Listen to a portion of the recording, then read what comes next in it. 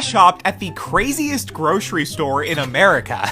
For $90, you can buy the world's largest egg, see random pop culture references everywhere with no context, or marvel at their 700-pound block of cheese. It is a big cheese. The store's called Jungle Jim's in Ohio, and it's run by an eccentric wizard who you can learn about in the store's built-in movie theater. That monorail is such a loser, it's costing me a fortune. For some reason, Jungle Jim has not one, not two, but 5 monorails. Yet it wasn't busy enough for any of them to be in use. He also acquired one of the only animatronic lion Elvis impersonators to serenade shoppers. Come on into the jailhouse, rock a little bit, rock. But the store sells literally everything from kangaroo to camel, alligator.